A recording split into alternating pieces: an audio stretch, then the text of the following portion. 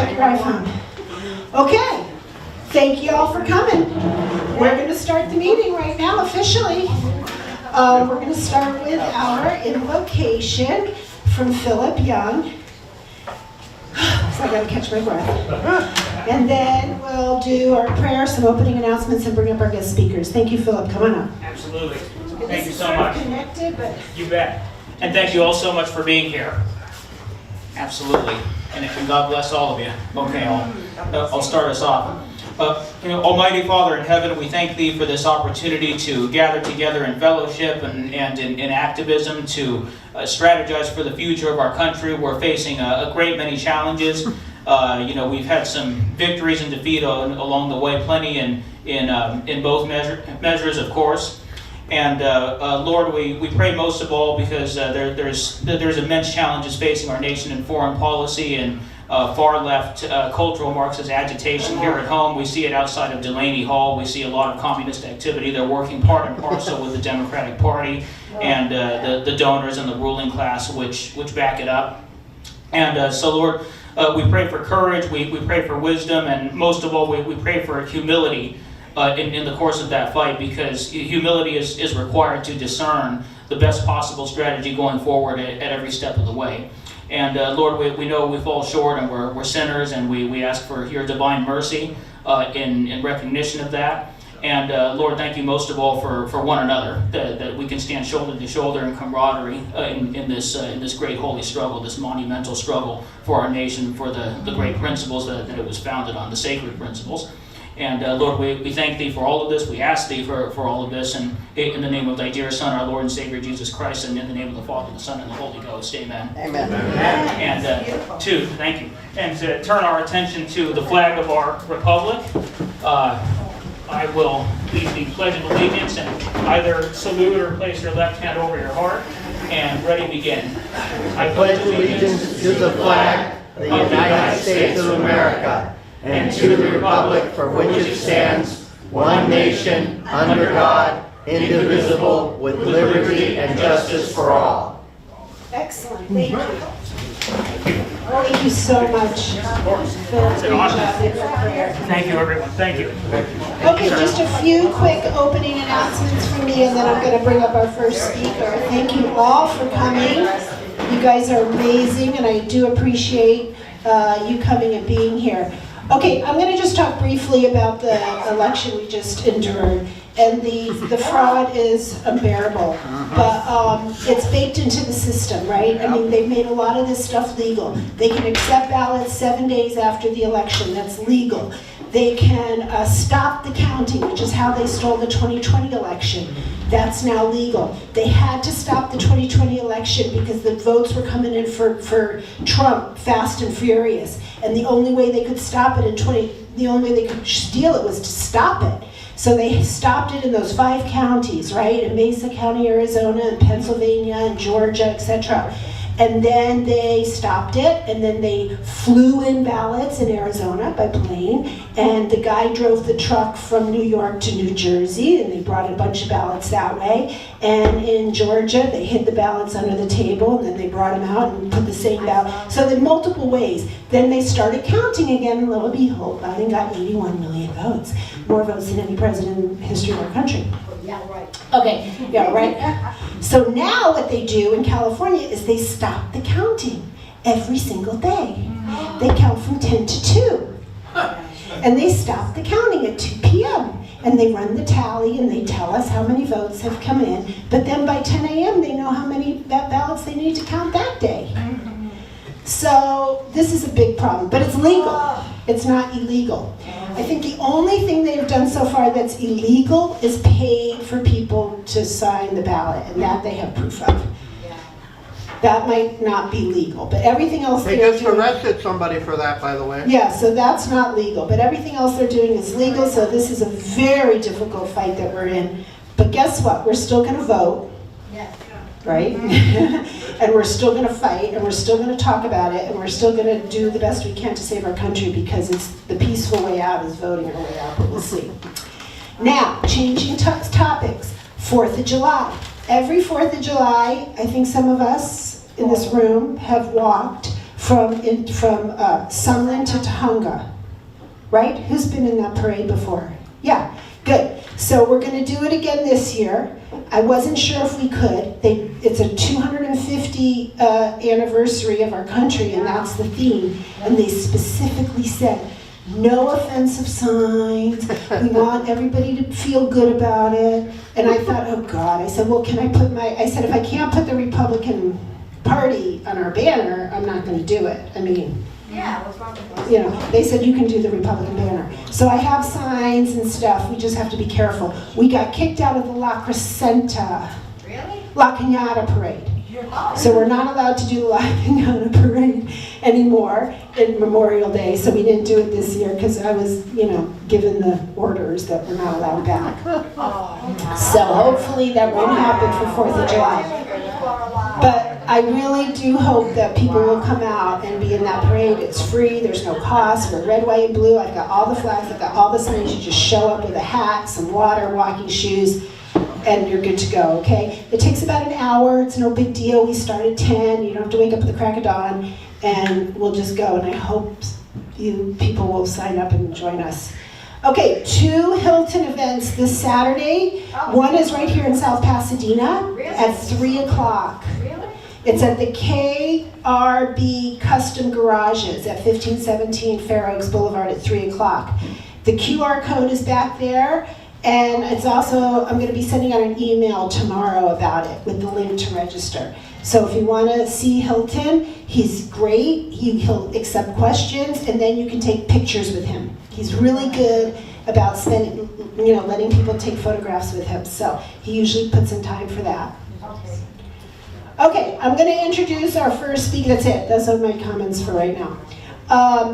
We have 2 guys who think about and write about and talk about the issues at hand. I'm going to bring up Chris Bray first. He's on Substack, and he also writes for The Federalist, which, yeah, he's a writer for The Federalist, and you can find him there. But I've been following his Substack for a couple of years. I really enjoy his writing. He puts in a lot of, what do you call it, like first-hand documentation. He'll post links, he'll post posts and whatnot.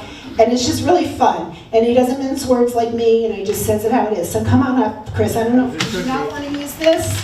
You mince words so much. Okay. But you don't need this. Might not. Let me see. Can you all hear me? I hate microphones. I don't like to use them. I'm just going to ignore it. Okay, that's fine. Who's heard of Churla? Oh, like here, I have, yeah. 2 hands. This is driving me crazy. Okay, we're going to talk about Churla. But we're going to get to Churla in a minute. Because I want to talk to you about information. We all think the election was fraudulent. We all think that real voter sentiment, that what we all really want isn't happening in California. But I want to suggest something else to you that's false, and it's this. You remember Jim Newton? Does anyone remember Jim Newton from the Los Angeles Times, covered the LAPD for years? No. One of the most famous things Jim Newton ever wrote is that he covered the LAPD when Daryl Gates was the police chief. Oh, right.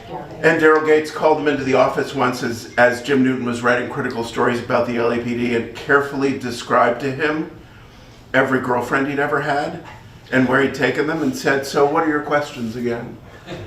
So Jim Newton knows LA politics. He has a deep, deep knowledge of LA politics. He's been writing about LA for 40 or 50 years. Jim Newton wrote a piece for a website called Cal Matters, where Dan Walters wrote, and he said, this was very early on, this was my first sign that this was coming. Jim Newton wrote a story that said people in Los Angeles are deeply concerned. There's a lot of worry and fear spreading in because a bizarre figure named Spencer Pratt is beginning to run a dark, angry, hateful, strange campaign where he's making bizarre claims about Los Angeles, and people don't understand this person. They don't understand what he's doing. Why is he talking this way?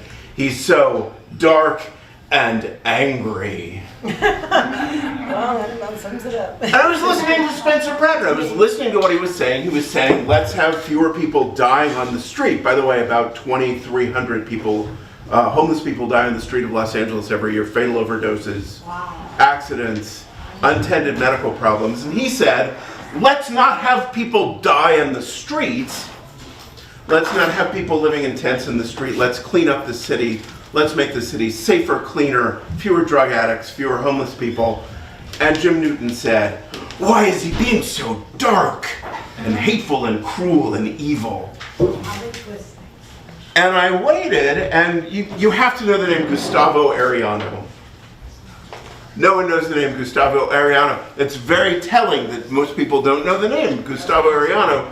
He's a columnist at the Los Angeles Times, which used to matter in Los Angeles. Used to be a newspaper. Gustavo Arellano wrote a column about Spencer Pratt, and he said, it's very strange what Spencer Pratt is doing because he's such a dark and angry figure. And he says he wants to destroy Los Angeles and burn it down and tear it apart. And people are shocked and horrified that Spencer Pratt is spreading this dark, angry, hateful vision, which is not at all what he was doing. And then I waited another week, and the New York Times ran a great big profile of Spencer Pratt and said, a bizarre, dark, and angry figure is arising in Los Angeles. And people are baffled and stunned that he's being so hateful and dark and cruel.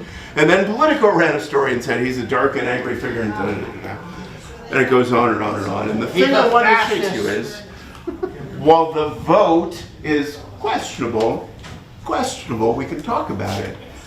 You live in an information environment. Say, for example, Infowars.com. You live in an information environment continually shaped by information operations, by coordinated, planned discussion that makes people say that things aren't what they are, that Spencer Pratt is a hateful, angry, dark figure who wants to ruin everything. While he's saying, let's fund the fire department and not fund social justice. Let's have fewer homeless encampments, da-da-da. Why is he being so dark and hateful? And destructive. And destructive and cruel and all of those things. And the thing that I want to say to you all is this. Wake up every day and see that you live in an environment. Do you know the joke about the two fish in the water? First fish says to the second fish, water's cold today. Second fish says, what's water?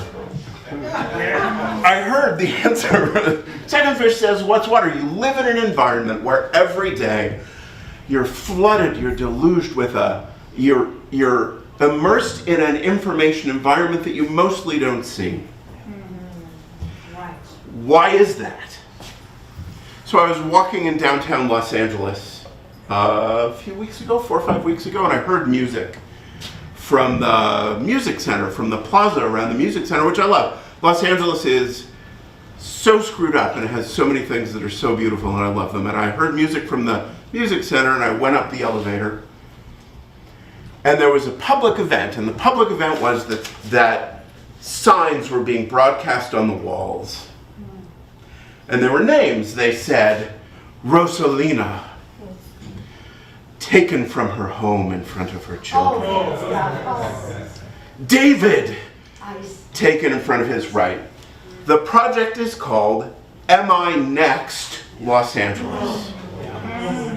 And the point of the project is Donald Trump's kidnapping squads are randomly walking the streets of our cities, taking people for no reason, suddenly and shockingly just grabbing people and dragging them away to the camps.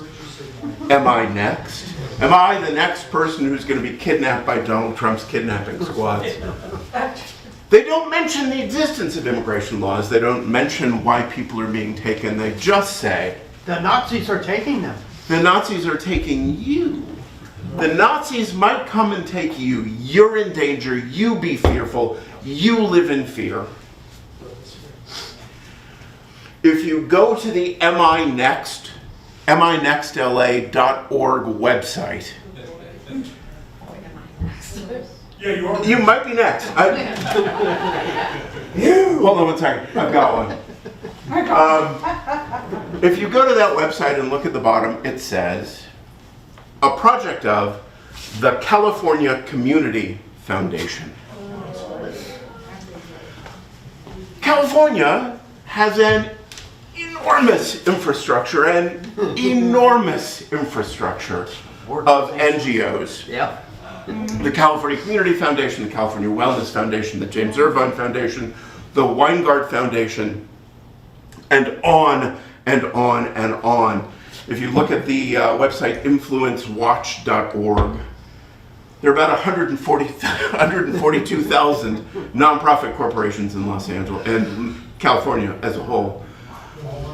And some of them are just enormous. Some of them are multi-billion-dollar organizations, and what they do is they do media operations, they do influence operations, they do things like project on the side of buildings the message, Trump's stormtroopers could take you at any second, be afraid. They shape the information environment you live in ways that we don't notice. There was a moment in my life when I was watching parent activists like Moms for Liberty speak to school boards, and I said to my mother, this was recently, right? I said to my mom, hey, I don't remember you guys ever going to school board meetings and things like that. Was that a part of your life? Why don't I remember that? And she said, we had jobs. We had jobs, we had a family, we did things. And I think an enormous number of people, if you pay attention to politics, you don't know that people don't know what you know. You don't see that most people don't pay attention to politics. Most people shouldn't. It's okay. Most people should live their lives and raise their families and have a job. It's not normal for politics to be an enormous part of our lives. And so there are a bunch of people who get up in the morning, they read the news, they watch a few minutes of the TV news, they try to figure out what's happening. Mainstream, mind you. The mainstream media, and what they see is Gustavo Arellano in the LA Times. It's someone waiting for dinner. Hold up your hand.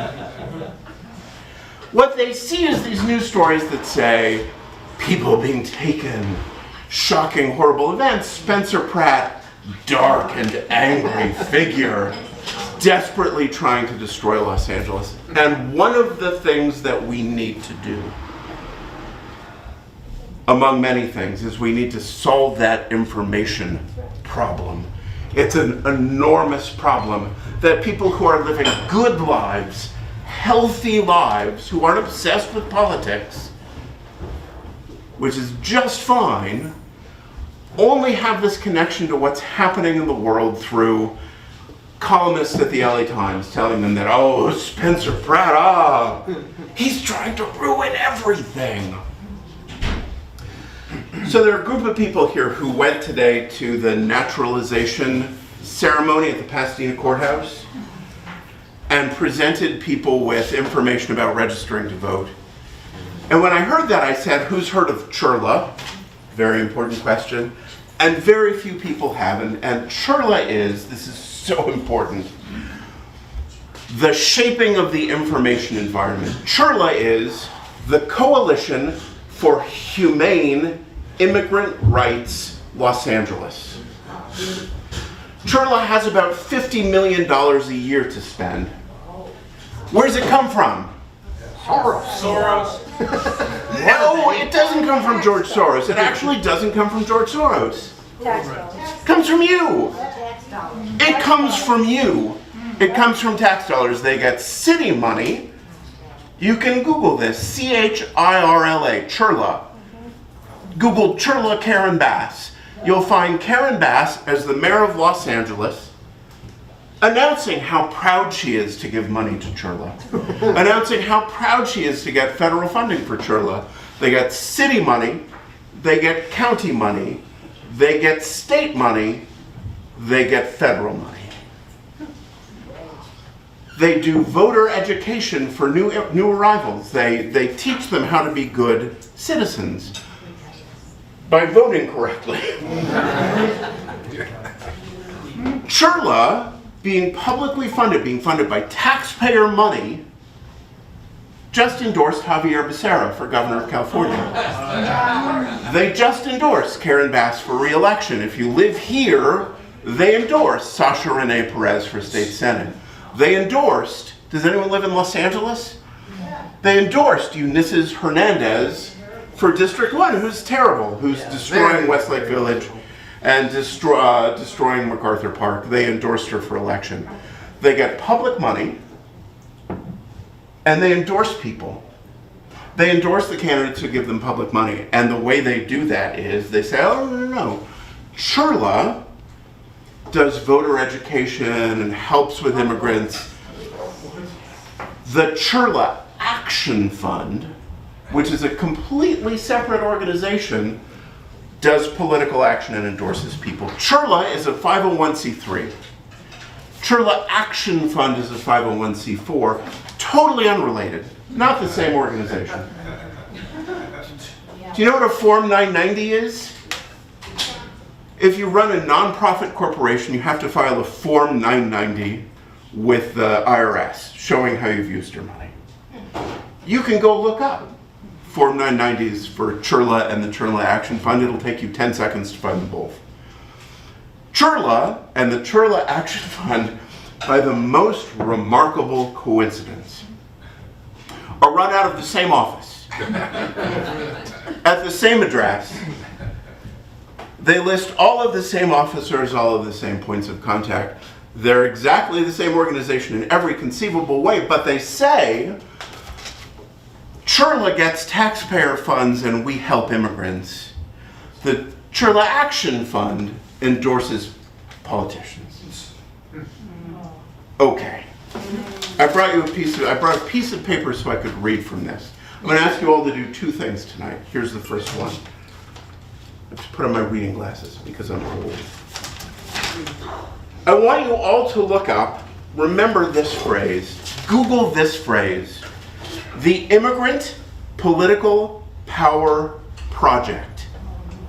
Immigrant Political Power Project. Remember that Churla and the Churla Action Fund are completely separate. They're not the same, even though they're run by the same people out of the same office. When you Google Immigrant Political Power Project, you will find this. I've printed just exactly their website. This electoral project, a joint initiative of Churla and the Churla Action Fund, targets new citizens, Latinos, and English learners to build a voter base from scratch.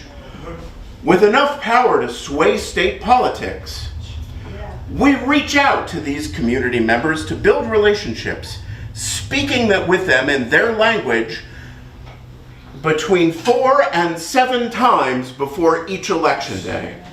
Between 4 and 7 times between each election day. Isn't that discrimination? Hold on.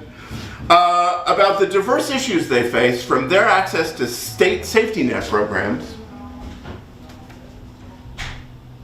They've started the music because this is the dramatic part. To registering for the census.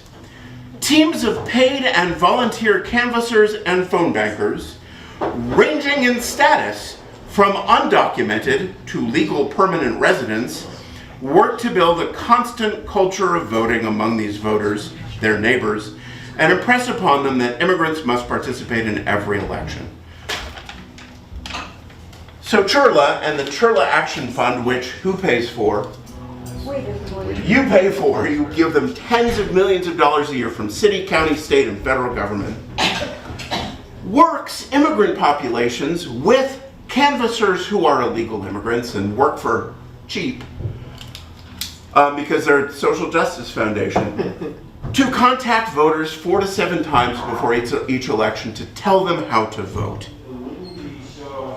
So part of what we think is we vote, and our votes aren't counted, and we have fraudulent election results. But before we ever get there, every immigrant voter in the state has been contacted 4 to 7 times with your money. And we don't have anything like that. And it's an enormous infrastructure. The Churla Action Fund and Churla are funded by, among others, in addition to the city government, the county government, the state government, the federal government, organizations like the Weingart Foundation. So these enormous 501c3s and 501c4s, these enormous NGOs, are paying for democratic politics. Gasp. And I don't think we see it. I think we live in a daily reality where we don't see the way that our information culture is shaped. We don't see why every single news organization says exactly the same thing about the same candidates. Spencer Pratt is very dark and angry. They all literally said in precise unison. So I want to ask you to do one thing, and it's very simple, and I don't have anything to do with these people. They don't pay me, I'm not a member. Go find the website of the California Policy Center. The Policy Center is the only significant conservative political NGO in California. They track bills, they read every bill introduced in the state legislature, and they write on their website about which bills you should be concerned about. They pay attention to issues, they pay attention to the way that the information culture is shaped. And all you have to do is read their website, and you will be participating in an information culture that is influenced by things that you don't see all day, every day. And I will never forget walking through the city and seeing projected names on the side of buildings with fake, dishonest descriptions of people suddenly being grabbed and taken for no reason, and it could happen to you next. But once you recognize that you live in a world where people are constantly lying to you and constantly misleading you and constantly trying to shape your perception of the world and the information you receive, go look for people who aren't. Go look for people who are trying to accurately, reasonably describe what's happening. And start with the California Policy Center. Go find their website and read their descriptions of what's going on in the state and which bills we should be paying attention to. You'll at least live in a more... I'm suddenly getting hungry, so it keeps coming. You'll live in a more reasonable information environment. And look for those things when you see the names projected on the side of the building. Look for and think about the ways that the water is cold today. What's water? That you're living in an information world that is manipulated in ways that you don't see. That's it. What was the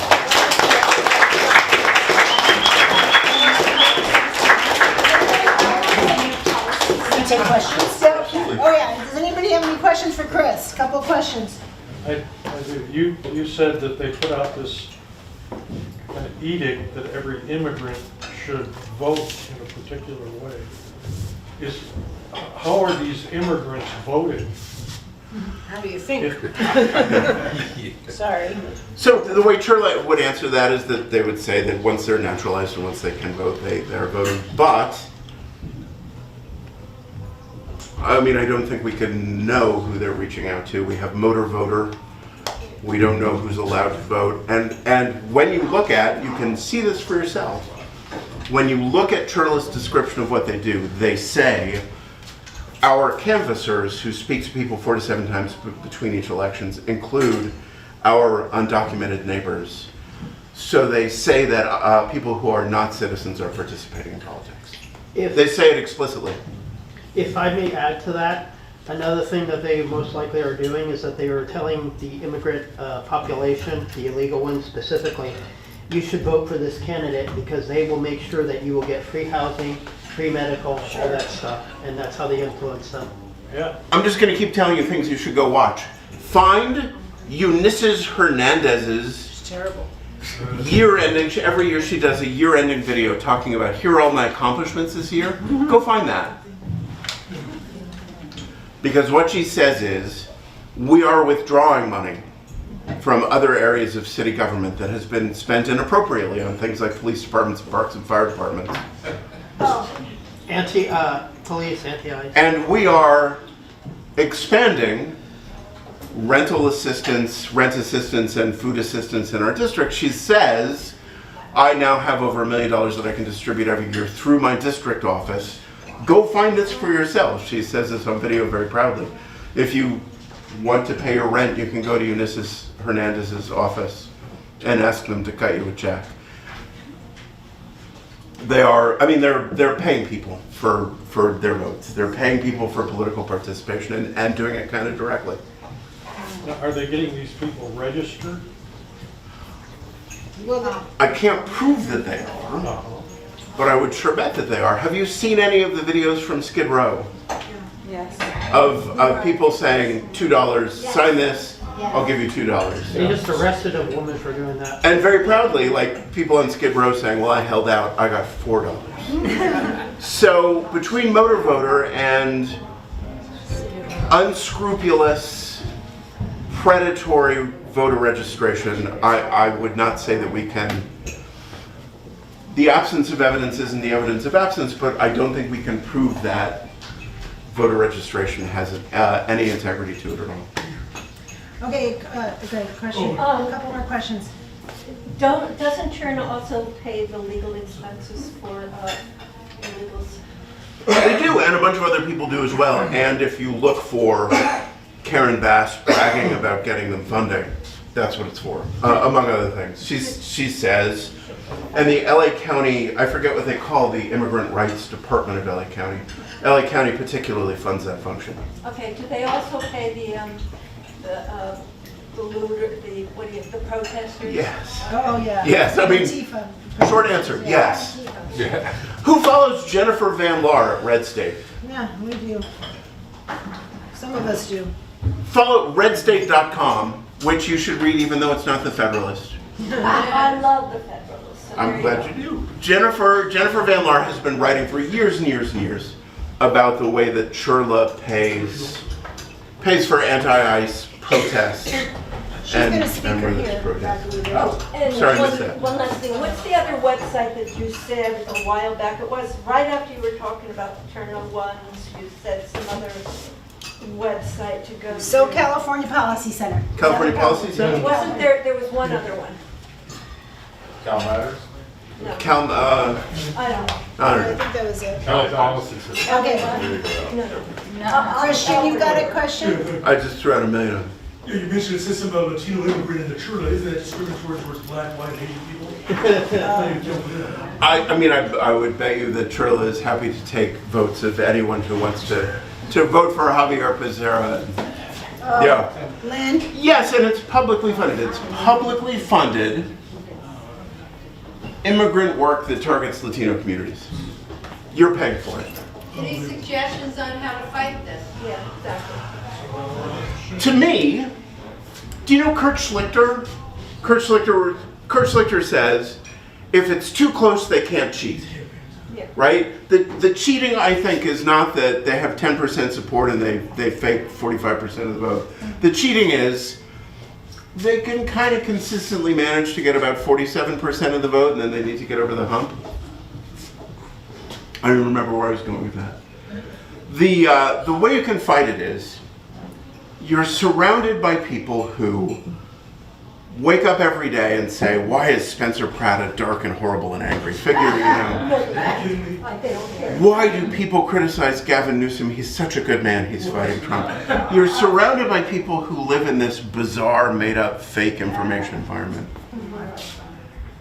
And we don't need to move that many of them to make it too far apart that they can't cheat. I think talking to people honestly, I think speaking to neighbors, posting on social media, I think a culture of honesty and a culture of reality, which we have not had for a long time. And we've gone through a long period of cancel culture where people lost jobs and lost friendships. And I have in-laws who won't speak to me. I'm sure other people have family members who won't speak to me. That kind of social enforcement, that if you be silent, you can all get along and you can have good social relationships. That kind of, I choose not to speak out problem, the choice of silence to be nice, is creating bubble worlds where people live in fake reality. And I think we just need to talk to people. We just need to, I think Spencer Pratt literally just said, like, here I am in Los Angeles. There is a homeless encampment. While people like Karen Bass were saying, oh no, we've mostly solved that problem. I think living in a culture of reality and insisting on a culture of reality and insisting on calling things what they are at least starts to move us in a direction of some form of sanity. I don't know if we can bring people along. I think it's a long fight. I say all the time, what we're living through began with Woodrow Wilson. It began with the Progressive Era. That was more than 100 years ago. We're probably not going to solve it in 3 years. But living in reality, Václav Havel, the greengrocer's side, I'm throwing out another website, another thing to go look up. Václav Havel said in communist countries, people display the sign that says, workers of the world unite. Not because they believe it, but because they live in a communist country and they want to be left alone and they don't want to be oppressed and they don't want to be dragged out by the secret police, so they say something they don't believe is true. So he says, the most revolutionary act you can perform is living in truth. And I think we're there. I don't think we can afford to not live in truth anymore. You can vote your way into communism, but you have to shoot your way out. Exactly, Sheila. Thank you. Yes.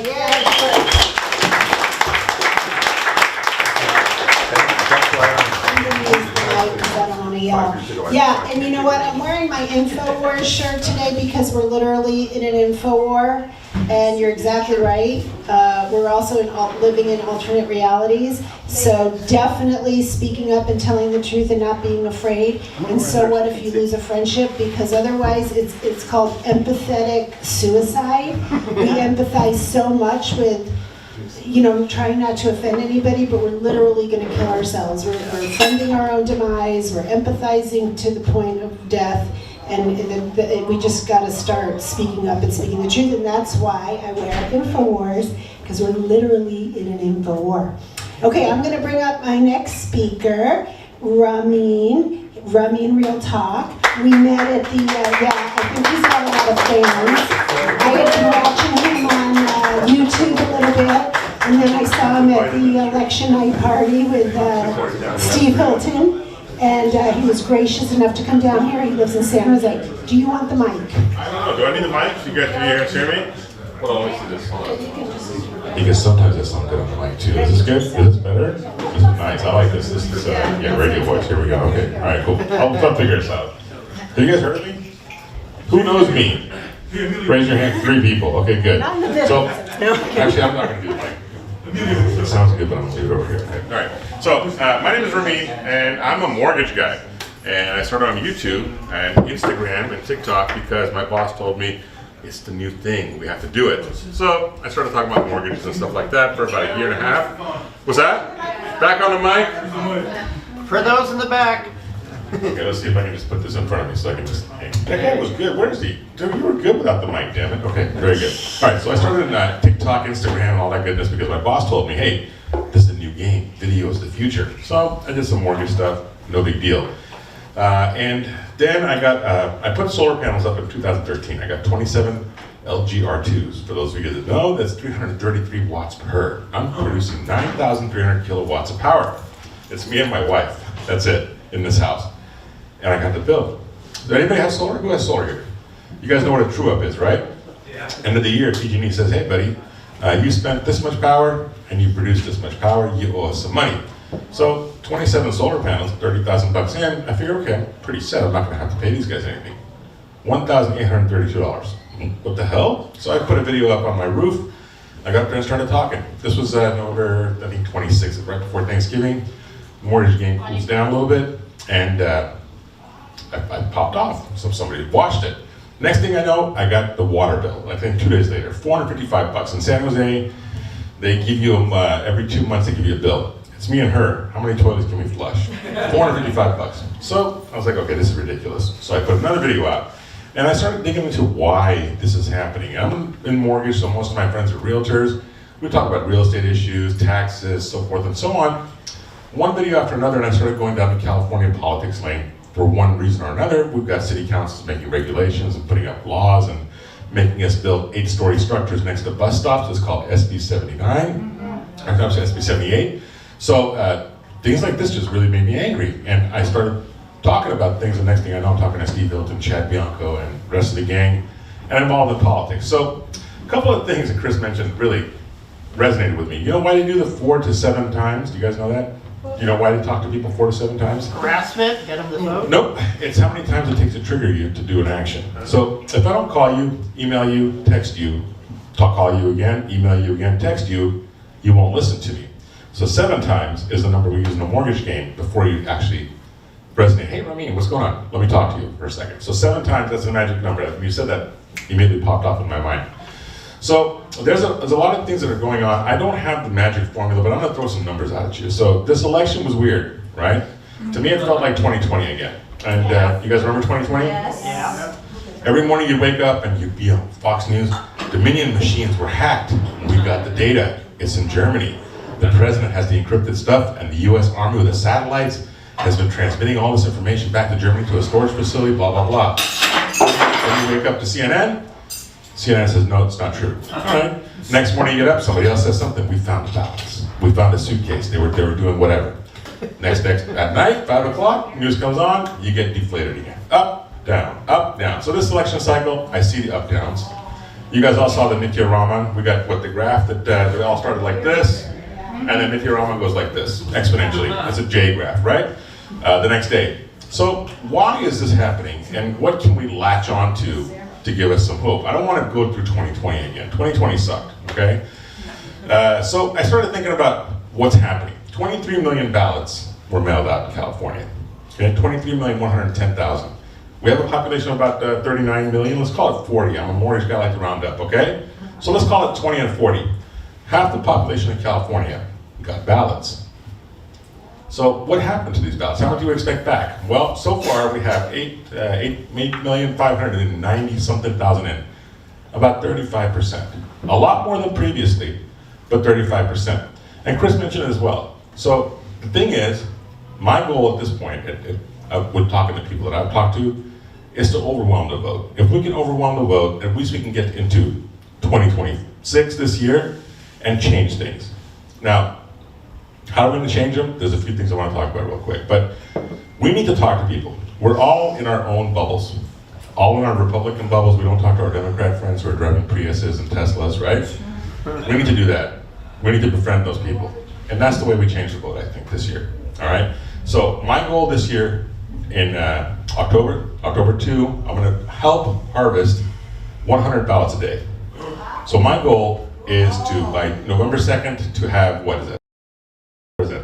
30,000 ballots harvested in San Jose and throughout California through my help. How can you help? So what I tell people on my videos is, you have 52 weeks in a year, we got half a year left.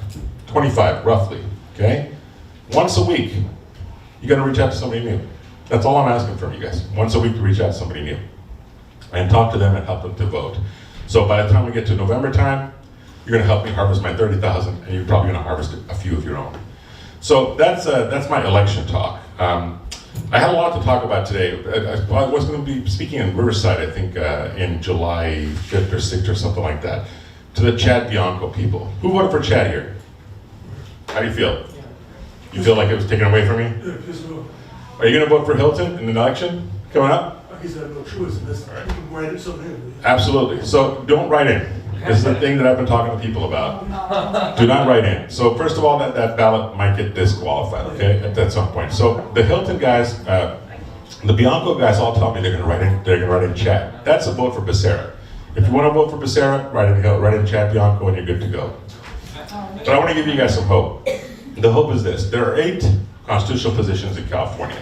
Governor, Lieutenant Governor, Treasurer, Secretary of State, Attorney General, the Controller, who else? Treasurer, I already said Treasurer, Insurance Commissioner, and one other person, whatever, 8 guys. For the past 20 years, we've only had one guy in, I think it was 2010, 2011, as a Republican, that was a Lieutenant Governor, and that's it. So let's just count that as a 0. For 20 years, we've had none of those positions occupied, none. Now, we really have a good chance. Michael Gates, Attorney General, I've spoken to him several times. I love that guy. He's a local guy from here, so love him, Huntington Beach. He's amazing. And by the way, he's a constitutional bar associate, so he belongs to the U.S. Supreme Court, and they have a special bar program that he's a part of. So I love him. He has a great chance, very good chance. Herb Morgan, have you guys met Herb? Yes. Okay. Yes. Amazing guy. I love him too. He's got great opportunity. Treasurer, Jennifer Hawks. You guys know her? All right. And finally, I'm going to put Sonia Shaw in the mix. Who's met Sonia? Mom Bear. She's awesome. All right. These people have a real shot at making it in 2026 in November. And that would mean we have 4 of those positions. Heck with it. 3 of those positions. Okay? If we get 3 positions, it's like baseball. You can't make a winning team overnight. You got to get a first baseman, get an outfielder next, maybe next year hire a good catcher, maybe a good pitcher once in a while. Okay, that would make a difference. You can't build a team overnight. So I think that we still have some hope. At least in my opinion, I think we do. You know, do you think so, Chris? Do you have some hope this year? You have to, or you have to. Otherwise, just move to Arizona. Okay. So, but yeah. So I think we have some hope. So 3 to 4 constitutional positions, maybe even a 5th guy coming in, Don Wagner for Secretary of State. And I'll tell you, these guys, Rob Bonta, my favorite guy in the whole wide world. And you mentioned Gavin. I love Gavin. He has great hair, honestly. So I may have an opportunity to talk to Gavin, but I'm afraid to talk to him, to be very honest with you. I'm afraid he's going to suck me in with the eyes. He's amazing. He's a great talker. And he keeps giving. Every day he gives me something new to talk about. So I love Gavin for that reason. He is a great bullshitter. I love him. But yeah, so I think that we should all have some hope about this election coming up. I think it's going to be great. Honestly, it's going to be my personal drive. I still have a job at Loan Depot, so that's one thing. But I'm trying to put out a video a day and helping people get educated and understand what these guys are pulling off on us. And I'll leave you with this. I've been to 3 city council meetings this last week. 1 in Redwood City, 2 in San Jose. One thing I keep noticing, and I was talking to Chris about this earlier, everybody on these city councils, a young 25, 28-year-old person, very young. And in Redwood City, I was involved with a hookah lounge, 3 of them. They're shutting them down. They've been grandfathered into able to smoke downtown type of thing. Now the city council says, no, we don't want any more hookah lounges. So they're destroying 3 businesses. Each of them employs about 30 people, so about 100 employees. Revenue coming in from these 3 businesses, amazing revenue. One is called Pasha's. There's a line from Thursday night all the way around City Hall just to get into the place, Thursday, Friday, Saturday. Armenians are going to be pissed. Right, okay? So they're destroying 3 businesses, but at the city council meeting, they were talking about, hey, how can we increase people coming downtown? Can we do a fashion show? Can we do something? You're taking down 3 businesses. You're shooting yourself in the foot at the same time, in the same mouth, you're saying, how can we increase downtown business? So these are young people that are involved in these, and I was telling Chris, one of the reports these guys wrote for the city council, as a matter of fact, on today's city council was amazing too, I'll tell you about that. These guys write reports. A report, you guys know how much a report costs to do? A consultant, anybody have a number? What do you think a report costs for the city council? $30,000, $50,000, $80,000, okay? A report came out for the city of Redwood City about the rent control. And they didn't take into account the impact on the owners. Okay, so this $80,000 report gets sent back to the consultant and he has to do it all over again, and it's going to charge him another $80,000 to do it. And who's taking this in? 5 young guys and 1 older guy who's a homeowner who owns a couple of different properties, a realtor, so forth and so on. So these people are being led by the nose with people who just graduated from college.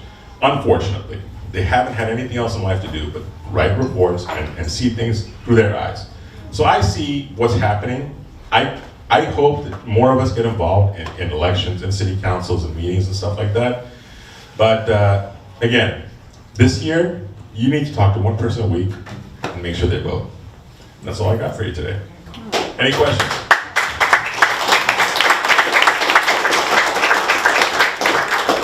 Where do you publish your videos? I'm on YouTube. My name is Ramin, R-A-M-I-N, Real Talk, and my wife will give you $100 before you guys leave. Okay?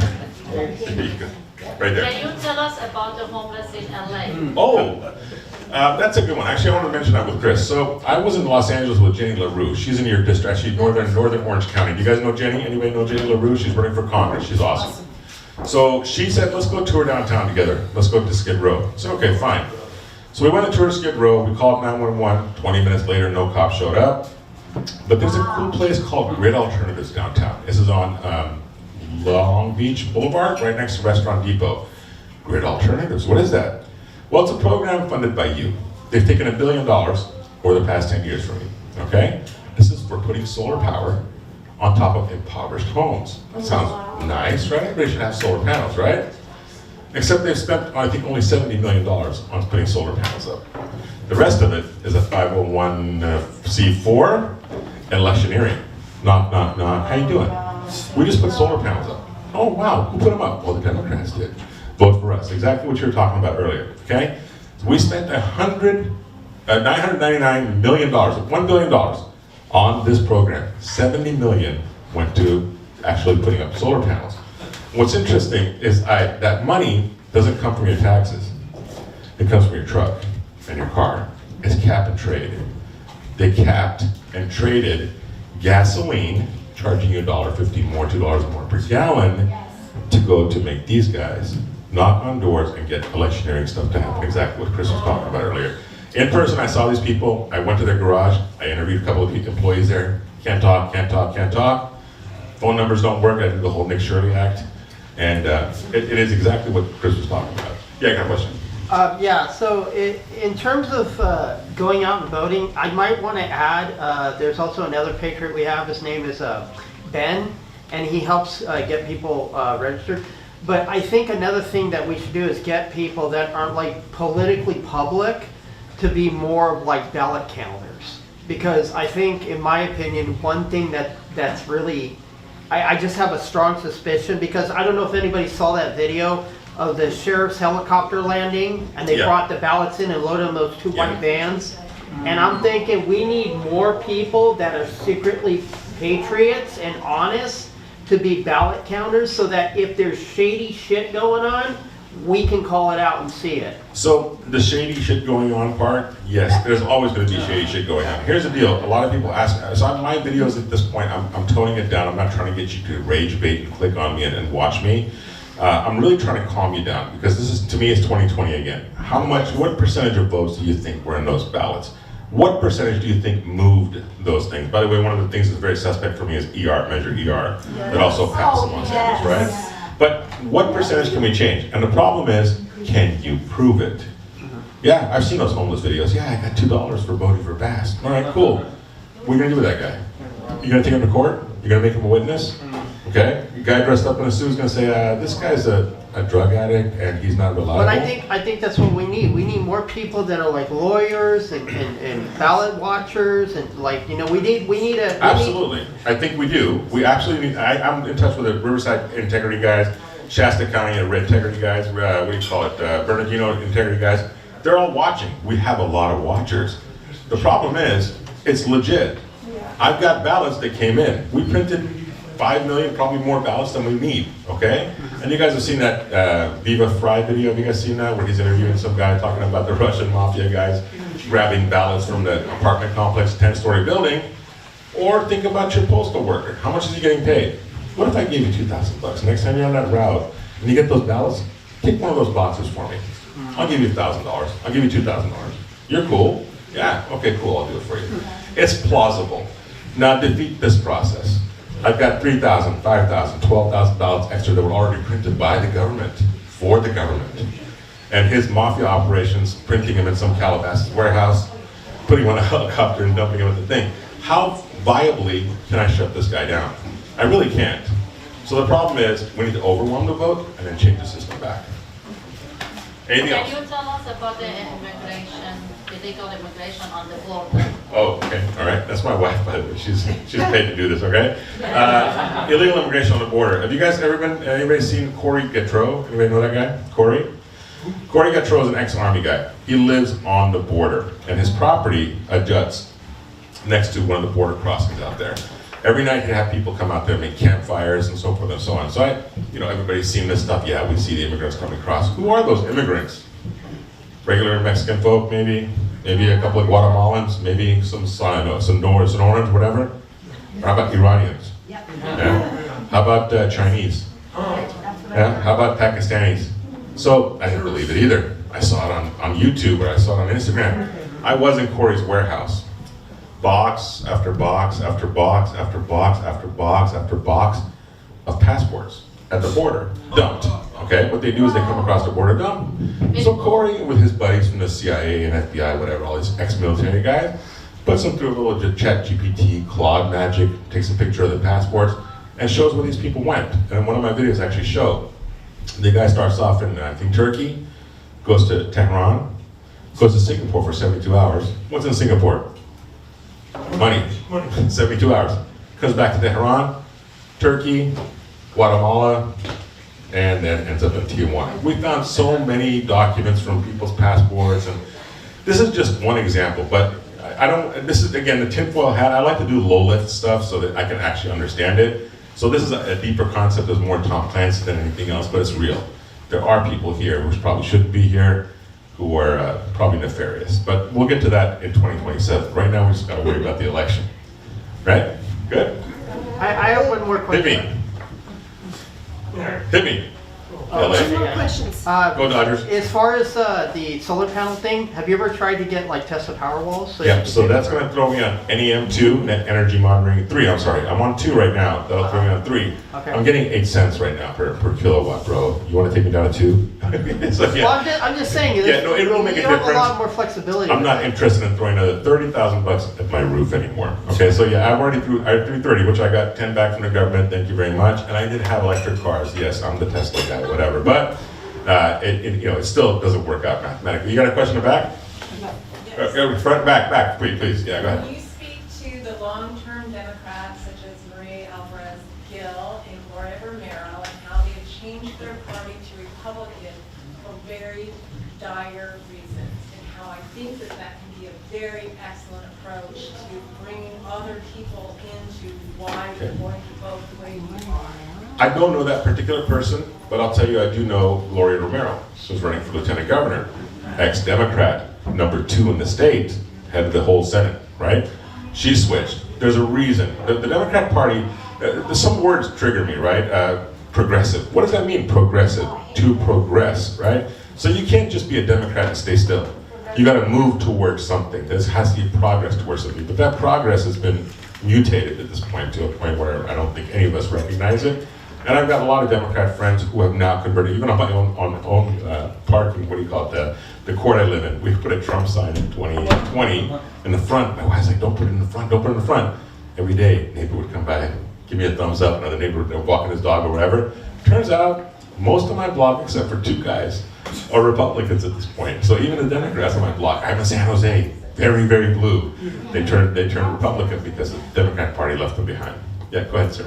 What are your thoughts on, at the World Cup, the Persian lion flag, like being banned by FIFA officials, like, where they I was there last night. So we were coming to LA to come here, and my friends called me, hey, we're at SoFi Stadium. I was like, okay, so the Persian team's playing. Oh, whatever, I don't have tickets, I can't go. Come to the parking lot, this big protest. I'm like, okay, I'll come check it out.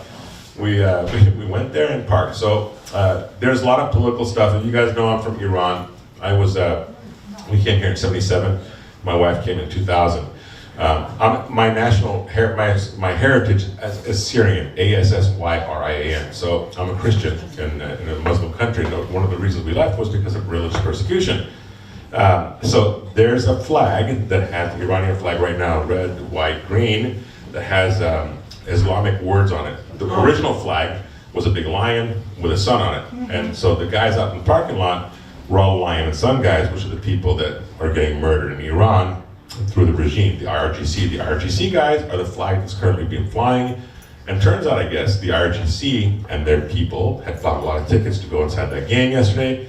There were a lot of fights yesterday. It was very interesting as the IRGC guys were coming out, all these sun and lion guys were just really throwing down. So it's kind of crazy. But yeah, are any Persians in the house? Any Iranians? So we have Armenians, so it's cool. There you go, each business. Love it. No explosives yesterday, which is shocking. Were you there? No. Yeah, that's actually, after a while, yeah, my wife was like, hey, we should leave here. I'm like, okay. Could be, yeah, you never know. Yeah, absolutely. Anything else? Yeah, hit me. This is a very important question. I asked this many times over the years. I've been going, I'm a writer myself, I'm Awesome. publishing a book, talks about our culture. Every time I come to these events, I've gone documentaries, speeches, lectures, podcasts, everything you think of. I don't see the young people. Where are the people from age 20 to about 35? And they're the ones coming out of college. They're the ones who are going to be buying homes. All right, let me ask you this. Who's 30 years old? Anybody under 30? Under 30. 1, 2, 3. Okay, there we go. We got some under 30 here. All right, so not bad. We don't have a Charlie Kirk out there yet. You know, you're right. You're right. How do you bring in younger people that these are going to be issues they're going to have to deal with the next 30, 40, 50 years? I asked myself the same question, and what's nice, I've seen it, the California GOP was. Yeah, we got Dennis, he's a Well, I think that a lot of this is money. I think the bottom line, for me at least, is money, right? So if you don't own a house, you're not getting tax debt, and you're not giving a damn about the elections. I'm worried about putting 12-inch speakers in my car and, cruising down or whatever it is. That's what I was worried about when I was their age, right? So until you become a homeowner, maybe 35 to 38, that's when you start considering what the hell's going on. And I think that's what happens. But at the California GOP, I saw a lot of young Republicans. And as a matter of fact, I talked to Jenny LaRue today. Her crew of 74 interns, basically, who are not paid, made over 4,000 phone calls from the election till now, helping her to help cure ballots. So that's an amazing thing. I think more and more younger kids are getting involved. And I think that's the whole 2016 phenomenon where they were saying, we're not going to vote for Trump, but they actually did. I think there's a lot of silent young people out there. That's my own personal opinion. I can't corroborate that with data, though. Yeah. Great. Thank you. Anything else? All right. Thank you, guys. Thank you, Rami. Okay, I know there's a lot of people here who want to make an announcement, so if you do, please come on up and line up so we do boom, boom, boom, boom, boom. Ben, you just walked in the room. I'd like you to come up. Ben Intelligent was at the new immigration ceremony today, where they had the people become naturalized citizens. We stood out there for a little while. We're trying to get them to register as Republicans. The forms. Hold on, we're not done with the meeting yet, guys. We're not done with the meeting. I have not adjourned the meeting. But we are trying to, if you look, my flyer is there that tells the difference between the Republican Party and the Democrat Party, and we handed those out to the new immigrants who might be voting. Yes, do you have a question? Mr. Awesome, do you have a question? You're going to say goodbye. Okay, goodbye. Well, wait for me, I'll be right out. We're going to start with our announcements. Who's coming first? Emilio? Okay. Emilio is Ramin's lookalike. Don't get confused. But one after another, just come on up and start talking, okay? Okay, guys, let's make this quick because I know Bonnie doesn't want me to talk forever. Okay, first off, Ramin, let's just get it on the table. He's actually my clone. I'm so busy, I said I gotta clone myself, so thank you. You're doing a great job. He's calmer, and he's also, I'm Latino, so I'm a little hot. He runs a little bit more smooth, that's good, so that's, okay.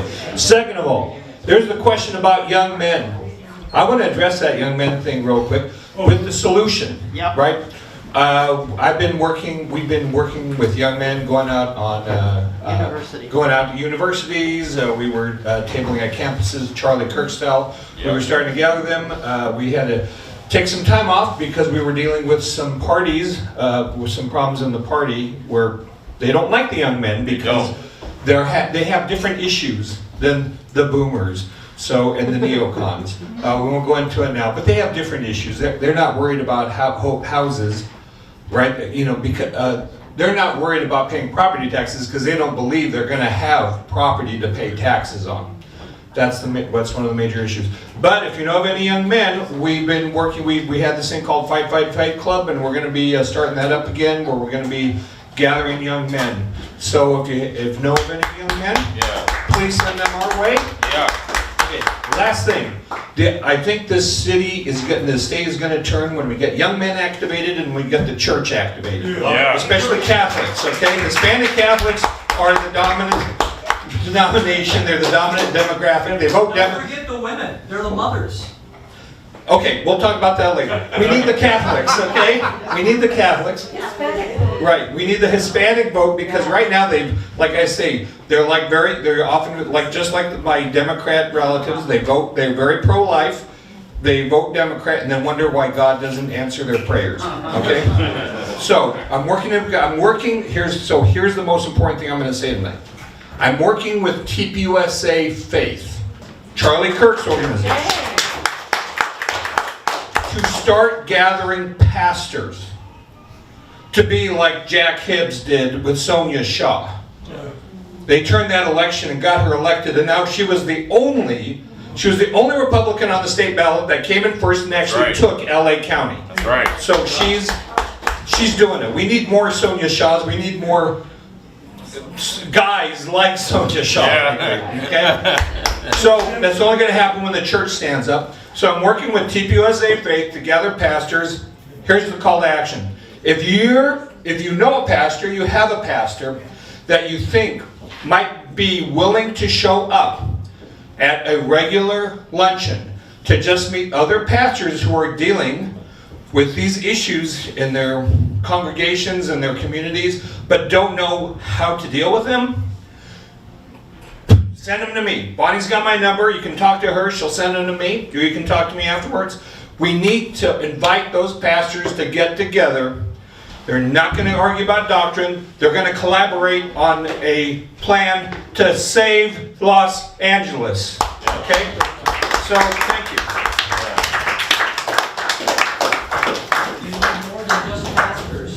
We do. You're right. We need all of us, right? Yeah. Well, we're, my name's Adam. I've come and spoken with the group before. I'm a resident of Alhambra and I'm a realtor in Pasadena. It's okay if they don't want to listen, but people that do. I'm here because I'm part of a group called Pasadena Housing Providers. It's homeowners, rental property owners in Pasadena. We have a ballot measure that we're trying to get signed. And so if anybody here is a registered voter in Pasadena, I would be grateful for your signature. What we are trying to do is make the new rental housing board that was created by a ballot measure from 2022 reflect at least some level of fairness. Right now it is 100% run by the communists, if you will, who have implemented a whole series of rules that make it really, really difficult to provide housing in Pasadena. They say they're the socialists of Caltech. They are, in fact, the socialists of Caltech and also some communists. So their end goal stated was that they want to remove all private property and make it into social housing. And they are making those efforts, and they're very effective at communicating that to voters using soft things. The cost of housing is high. Don't you want to make it more affordable?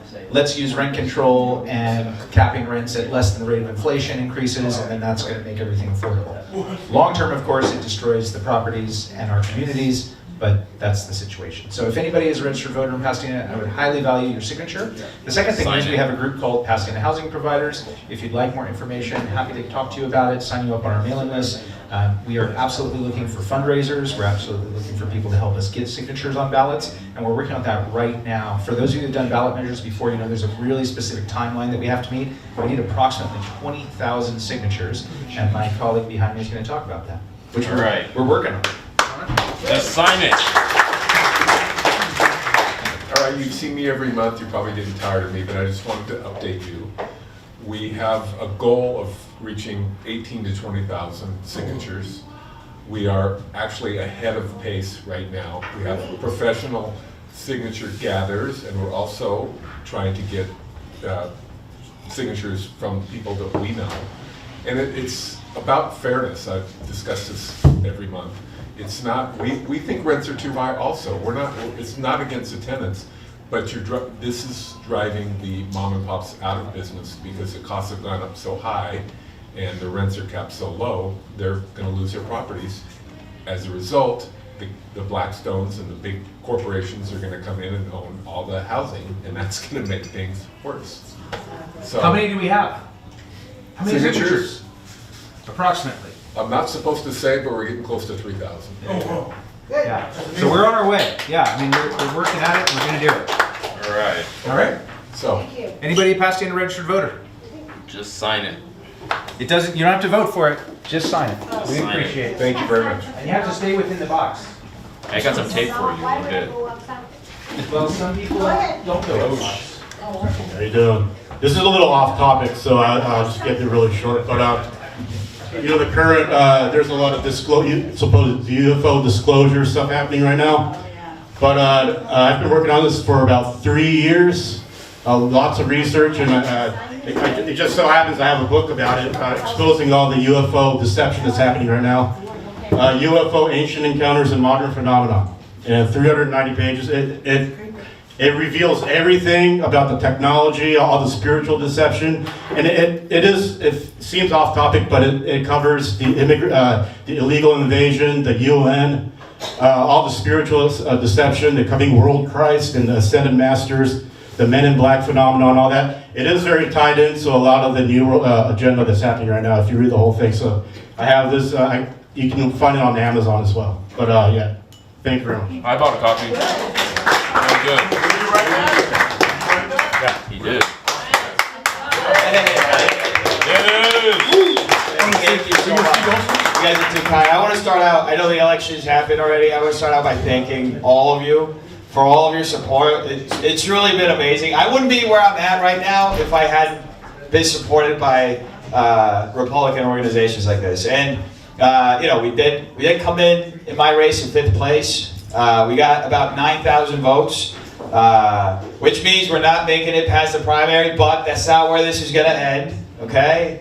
We're going to keep going. I do have a plan. I'll share that plan with all of you moving forward, but I do want to share with you what we ended up doing, because we did a lot. I mean, every time I come out here, I give you guys an update of all the student organizations and all the young people that we were bringing in. I know he was pointing out there aren't that many young people here. Well, most of them are on holiday, so they're out traveling, at least the ones that we were organizing. They're on vacation. But some of what we did over the last month, we were walking all over the district.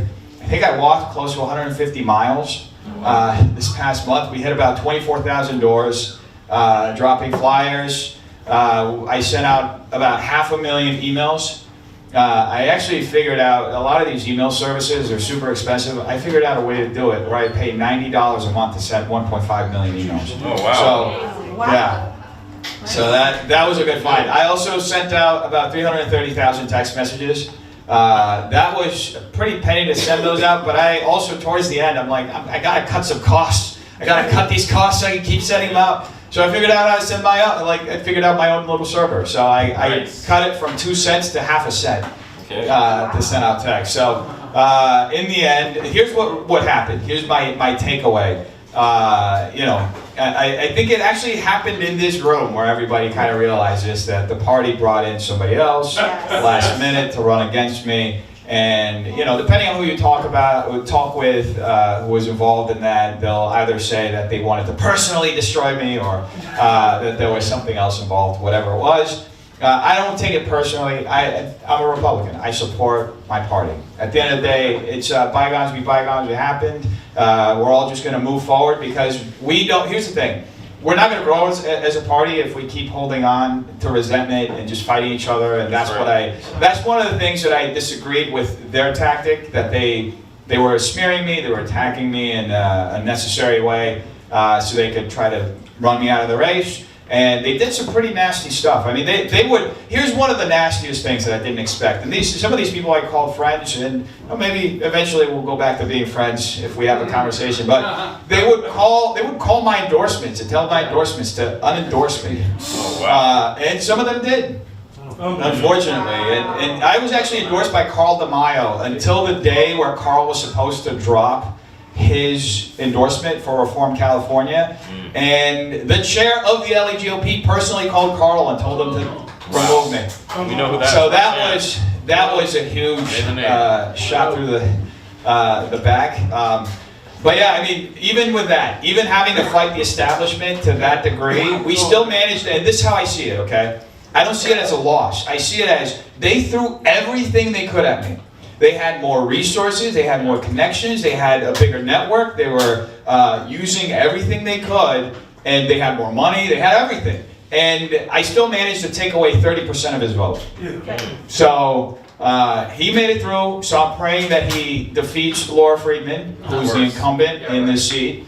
And yeah, I'm still here. I'm gonna keep fighting, and I'm gonna keep coming to these meetings, and I'm very grateful that I had all of your support once again. Because if it was like I said a minute ago, if it wasn't for rooms like this, I wouldn't have been able to get where I got, which I think is honestly very far. You know, most candidates, when they're starting out, 0 name ID, they end up in last place.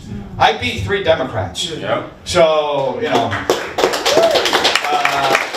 so that's something. Yeah. You know, Abraham Lincoln lost a bunch of races too. So I'm not saying I'm honest Abe, but I am honest. But it's gonna take a minute to be Abe, I guess. But thank you so much. I want to. By the way, we are gonna, as Emilio pointed out, we're gonna continue doing all this stuff, building out campus organizations and posting all this content. Travis comes out to a lot of these. I'll let him take over because he's gonna talk about some of his content. But thank you so much. Thank you so much. This guy, I believe, like the new Charlie Kirk, man. Yes. If you ever been to one of his, campus talkouts, he's really engaging with the student population. Yes. And I've been to some of those, and it's just, it's wild. We get like huge crowds coming out there. And if you, my name's Travis, by the way, and I cover a lot of Patriot protests and stuff like that. I also do undercover investigations on the left and a lot of their protests. But if you could help support me, because I cover a lot of Dennis's stuff and Patriot events, and my YouTube channel is 45th News Brigade. I have a couple of channels on there, different categories. So if you want to follow like everything that's going on with the Patriot movement, with the rallies, and also other stuff too about what's going on with the left and what their tactics and plans are and what they're doing, I'd really appreciate it.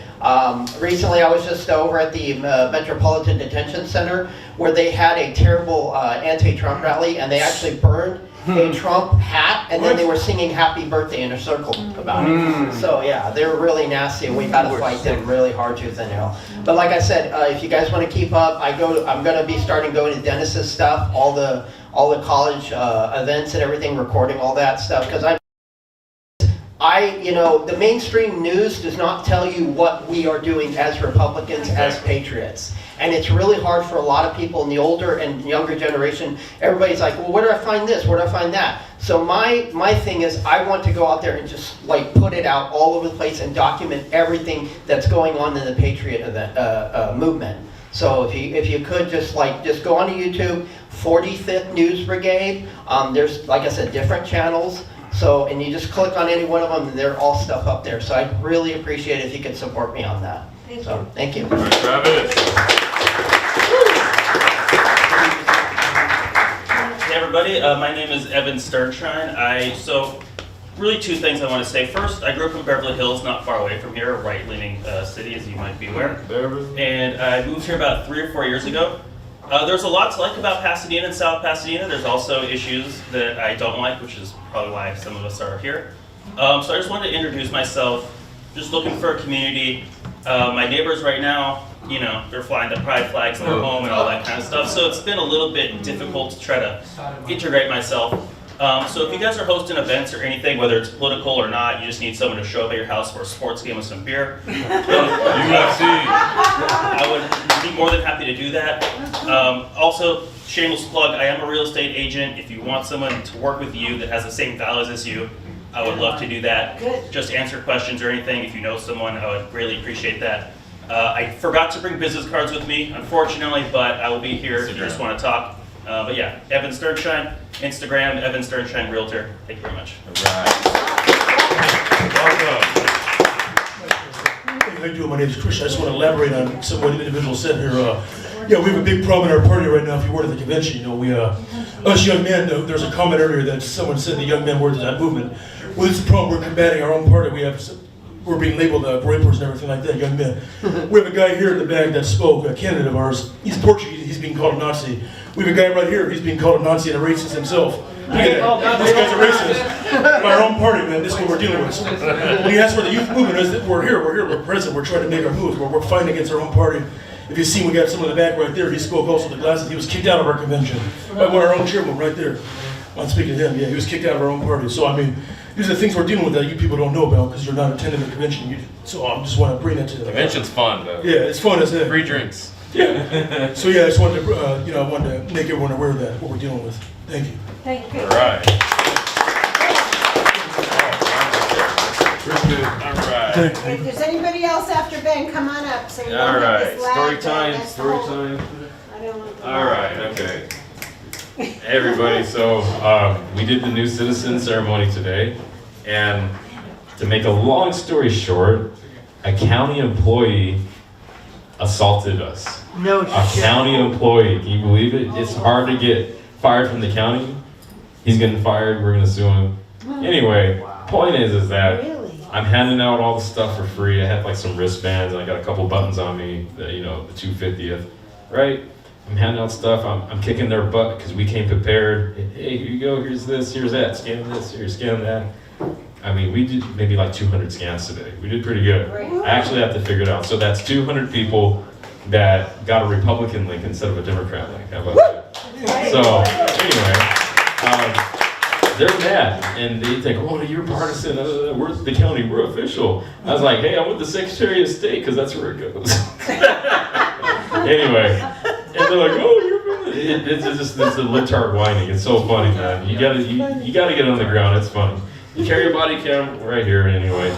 But so yeah, I was greeting up one of my guys who just brought water. I designed a label to put on water with a QR code that says, hey, vote Republican basically on the water, right? It goes right to the Republican link. We've stopped some Avery labels on it and made them, I haven't slept yet.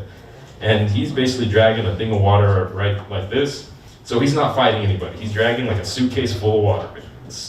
He's not fighting anybody. So he hears this guy talking to me because he was looking for me. He's like, hey, I'm here, right? Because I needed that water, right? Because we're giving like maybe 200 free waters, right? And that's a good advertisement with our little sticker. And so I essentially, I'm like, hey, don't talk to that guy, right? Don't, just leave him alone. Stop talking mess or whatever. So I was like getting him away. Come to see that Mr. Tony Moon's training's paying off. Okay, so if you know Root Korean out there, shout out to you, Tony, because some of the things that we do is we protect our own people from destroying themselves and getting arrested, right? And so I don't know why, I just look back, I guess he said something. All I see is a big old haymaker coming over. Most people are right-handed. And so I basically kind of absorbed that punch with my arm, but he still knocked my guy in the mouth and knocked his glasses off his face. Wow. Okay? So, and I didn't even realize that till after, because that's how the adrenaline goes and stuff like that. And so I was like, oh crap, like this guy literally like punched us, since like raised my body camera up, like get his face, because it's just here just in case. And it's like, hey, you can't leave. Go get the public safety officer, all that stuff. Because, the cops aren't there, of course. They're not there. They're not there. They're not, Pasadena, what do you expect, right? Woke as hell. And so, essentially, like, it took, like, maybe the 15, 20 minutes for a cop to actually finally get there. They were trying to hide this guy in the back. They did everything. It's like, oh, no, it's just like high school. It's just like the ghetto. These county employees are communist ghetto people, I'm telling you. Okay, if you ever go work an election for the county, they all know each other. Okay, it's literally a mafia.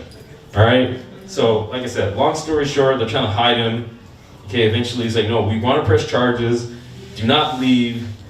Private person's arrest, right? They go, oh, we're gonna check the video. We're checking the video. There's a bunch of citizens that saw it. There's a bunch of brand new citizens or families that saw this. They don't want to get involved necessarily. I understand. And so, eventually they hide him, and then they do the, hey, sir, come over here. Yep. And they finally see it, and then boom, he's detained in the car, and then, he's off to jail. So clap to that, and then they didn't want to actually press charges, they just want to detain him. It's like, no, we both want to press charges, like private person's arrest. If you ever get assaulted by somebody, you have to make it very intent that you want to actually press the charge because the police don't want to do their job, okay?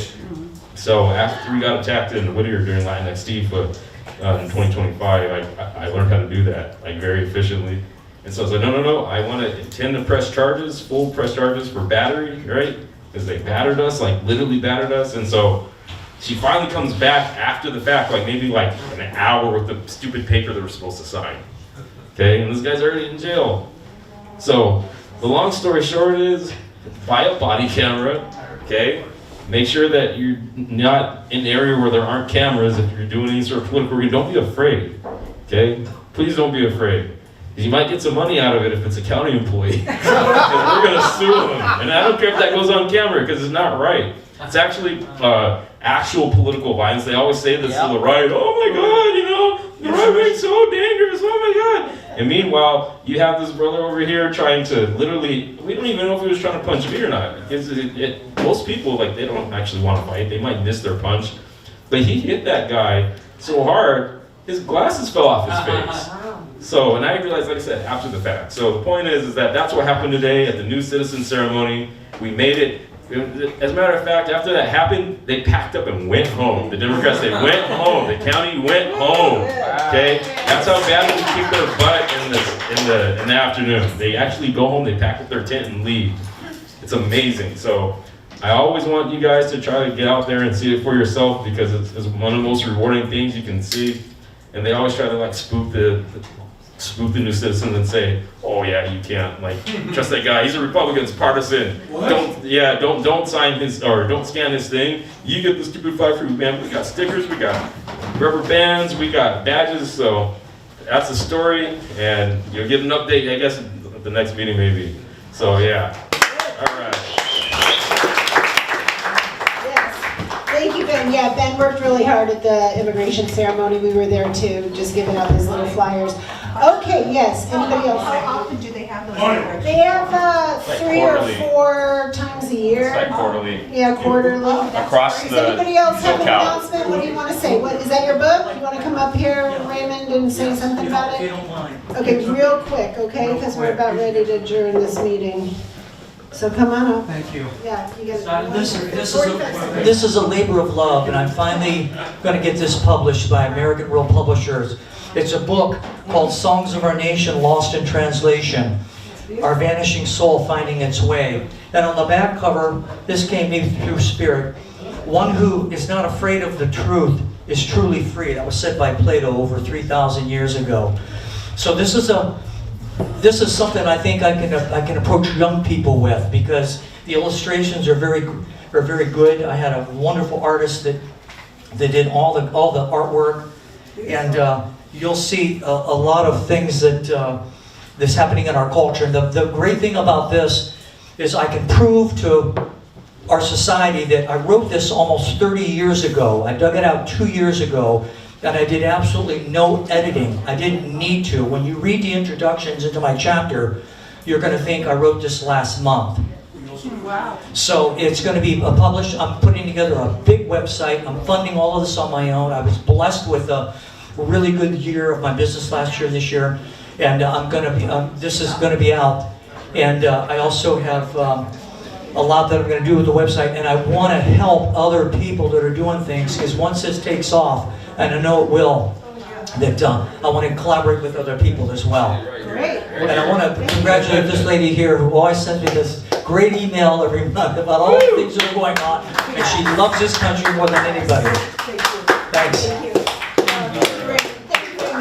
Okay, just my final, thank you so much for coming tonight. We'll be back, bye-bye. Thank you for coming. Hope you come back again. Next meeting is Tuesday, July 21st. Vic Dennis will be talking about the 250th anniversary. He's working with the Nixon Library Museum. So he's helping to curate their collection, and he'll be talking to us about that. And he might bring a virtual tour of the museum, I'm not really sure. But he'll be talking to us and we'll be celebrating 250. I might bring a cake or something like that. Oh yes, I love cake. Don't forget the July 4th parade, and I'm going to be sending out an email about that. And this Saturday, Steve Hilton will be right here in South Pasadena. You can sign up for that. It's free. They're great town halls. And the 805 too, the truck rally. 805 for July 4th. Yeah, they're doing their thing too. Yes. But again, I so appreciate you all coming. Thank you to our speakers and our announcers. And I think we're going to adjourn the meeting, yeah? Does anybody have any last final words? God bless you all. God bless America. Thank you so much for coming. You guys are welcome to stay and talk amongst yourselves. The meeting is adjourned. Thank you. I hope you'll be back. Thank you.